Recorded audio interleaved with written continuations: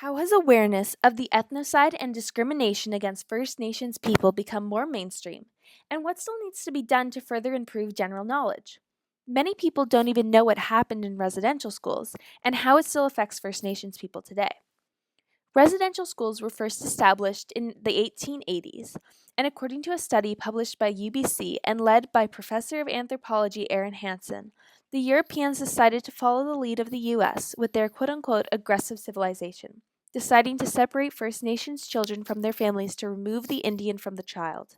The goal, in creating a generation of First Nations people who could live among the Canadian population, was severely tarnished by the methods used. Hansen identified testimonies from former students talking about abuse from staff that was physical, emotional, and in some cases even sexual. In a 1907 study conducted by Government Medical Inspector P.H. Bryce, published in 1999 by the University of Manitoba, 24% of previously healthy First Nations children died in the residential school system. This is also excluding those who died after release from the schools, which many children were upon cases of being critically ill. Even after surviving the residential school system, First Nations people were continuously faced with racism and discrimination, issues that continue to affect them even today. According to the Toronto Aboriginal Research Project in 2011, a project dedicated to recording information about the lives of Aboriginal people in Toronto, 58% of Aboriginal men believe that racism against them is an issue, most commonly found in the police and justice system. 68% of Aboriginal elders and seniors agreed. Abuse can be found as racial profiling, unjust firing of Native employees, harmful gossip, or verbal abuse. An additional problem within the discrimination of First Nations people is abuse and discrimination against First Nations people by other First Nations people, which, as seen from this chart, 73% of elders think this is an issue, more so than the 68% who believe discrimination by non Indigenous people is an issue. This discrimination is possibly due to the self hatred that was learned and instilled in residential schools. Another issue that faces First Nations people is the risk of alcoholism.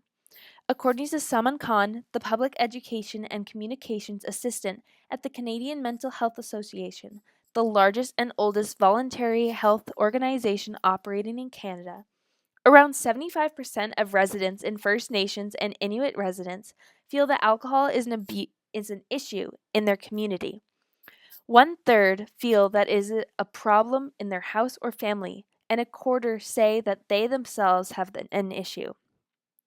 According to a CBC News article in 2014, there was a Manitoba fishing lodge whose brochure warned not to give alcohol to First Nations people due to their quote unquote basic intolerance for alcohol.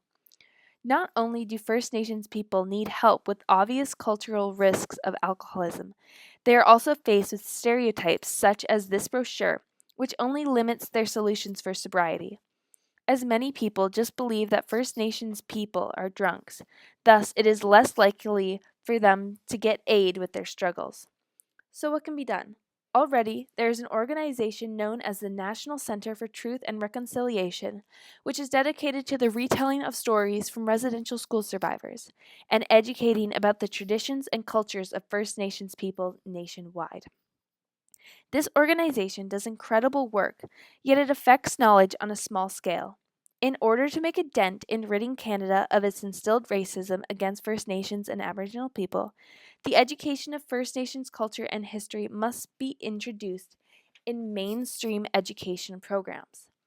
By learning about Canada's dark relationship with Aboriginal people, it will start the conversation about why First Nation people are given benefits by the Canadian government, how they're still struggling, and potentially find solutions to help First Nations who are still struggling with these issues. Additionally, by learning about the continued effects of residential schools, it may help break stereotypes about how all First Nations people are being called drunks and drug abusers.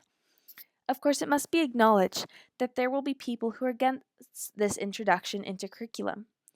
These people may be parents, students, or even educators. But there's always backlash to the introduction of change, and in the cases of educators being against the teaching of the subject, that just acknowledges that they may not know enough about the subject itself, and thus they are not qualified to teach this new curriculum. A limit on this educational program is the potential of a lack of teachers qualified to teach about the subject. However, this may prompt universities to focus more on First Nations culture and history so that their students are qualified for these job opportunities. Educating an entire generation about the suffering, hardships, and discrimination may help to ease the constant wave of racism against Aboriginal people. But at the very least, awareness will ensure and the truth will be acknowledged.